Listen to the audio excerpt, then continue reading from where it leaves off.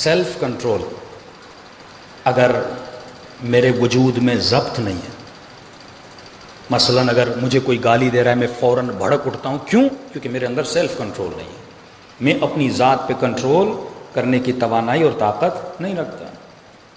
3 دن 4 دن ایک عادت کو چھوڑتا ہوں، لیکن پھر وہ عادت میری طرف پلٹ کے آ جاتی ہے، کیونکہ میرے اندر سیلف کنٹرول نہیں ہے۔ تو یہ جو روزہ ہے یہ اس لیے اللہ نے واجب کیا تاکہ آپ کے اندر کنٹرول بڑھے۔ ہمیشہ مثال دیتا ہوں، جس طرح آپ باڈی بلڈنگ کرتے ہیں تو جتنا ایک ہی دن میں کوئی باڈی بلڈر نہیں بنتا، ریپیٹڈلی آپ کو ویٹ اٹھانا پڑتا ہے تب جا کے آپ کے مسلز مضبوط ہوتے ہیں۔ بالکل اسی طرح آپ کے برین کے اندر بھی مسلز ہیں۔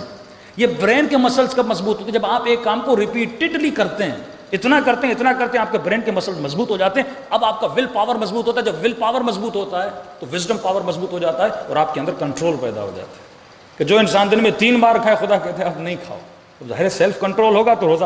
وہی لوگ روزہ نہیں رکھ پاتے جن بیچارے کے اندر سیلف کنٹرول نہیں ہے، کنٹرول ہی نہیں ہے پیٹ پہ۔ اللہ سب سے پہلے بتاتا ہے کنٹرول کر۔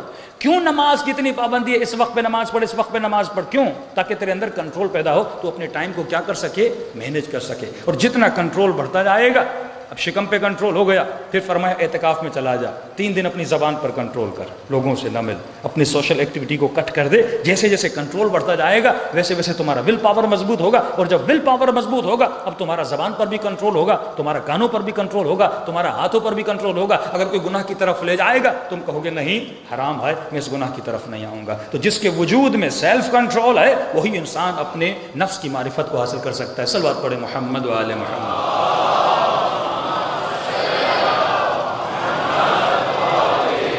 اب اس نفس کے خلاف مجھے جنگ کیا لڑنی ہے؟ وہ فرماتے ہیں سب سے بڑا جہاد اور سب سے بڑی کوشش جو انسان کو کرنی ہے وہ اپنے نفس کے خلاف کرنی ہے۔ کا انسان جو حسرت کھاتا ہے کاش میں کربلا میں ہوتا جہاد کرتا، میں اصحاب بدر کے ساتھ ہوتا جہاد کرتا، میں اہل بیت کے ساتھ ہوتا اور دشمن سے جہاد کرتا۔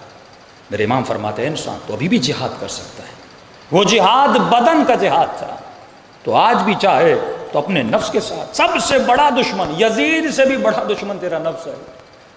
عالم کے اندر بھی ہے، جاہل کے اندر بھی ہے، ہر انسان کے اندر ہے۔ یہ سب سے بڑا جہاد ہے۔ اگر تو اسے قتل کر لے تو کوئی کہے مولانا میرا جسم زخمی نہیں ہوا، کچھ نہیں ہوا، مجھے اتنا ثواب مل جائے گا۔ فرمایا کون کہتا ہے؟ سب سے بڑی تلوار جو لڑنی ہے اس نفس کے خلاف لڑنی ہے۔ اگر تو نے اسے قتل کر دیا تو دنیا میں کامیاب ترین انسان بن جائے گا۔ اور مولا فرماتے ہیں یہ جو نفس ہے یہ سانپ کی طرح ہے۔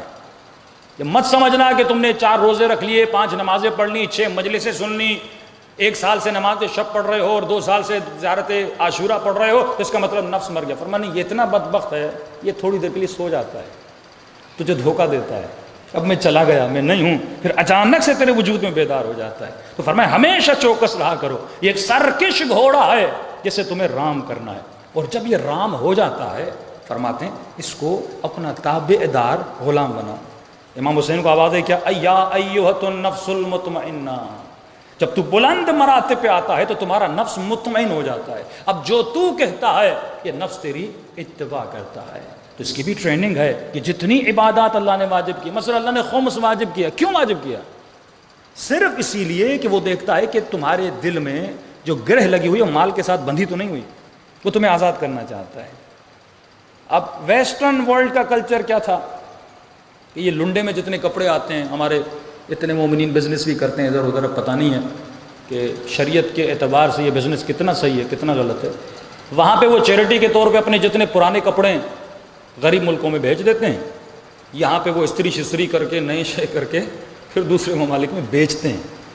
اگر کسی نے چیریٹی کی نیت سے دیا آپ اس کی خرید و فروخت نہیں کر سکتے، وہ کس کے لیے ہے؟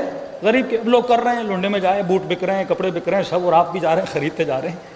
اگر آپ کو یقین ہے یہ چیریٹی کے کپڑے ہیں، اگر واقعی چیریٹی کے ہیں تو اس کی بزنس کرنا منع ہے، لیکن نہیں چیریٹی کے نہیں ہیں، پرانے کپڑے ہیں انہوں نے بیچے ہیں، آپ اس سے بزنس کر سکتے ہیں۔ لیکن سوال یہ کہ یہ جو کلچر ہے یہ ویسٹرن کلچر ہے کہ اپنے جو چیز پرانی ہو گئی وہ غریبوں کو دو، جو کلچر علی بن ابی طالب کا ہے، تنفقون مما تحبون، جو پرانا ہے وہ اللہ کی راہ میں نہیں دو، جو تجھے پسند ہے۔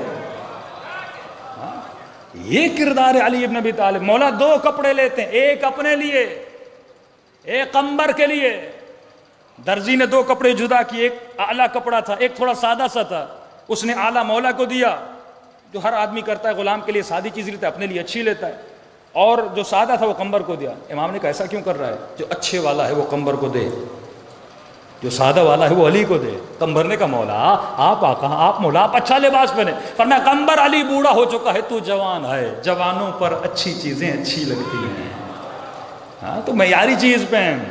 فرماتے بیٹا حسن میرا دل کرتا ہے میں کباب کھاؤں، کئی دن ہو گئے علی نے کباب نہیں کھایا، ان کا بھی دل کرتا تھا۔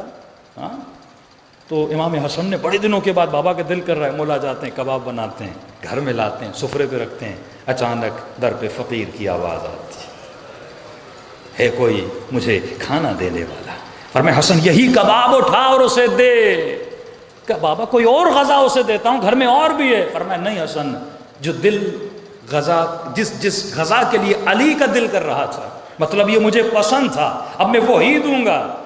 فرمایا جو فقیر ہے یہ فقیر نہیں ہے، یہ تمہارے رب کا ہاتھ ہے، تو وہ چیز دیا کر جو تجھے پسند ہے۔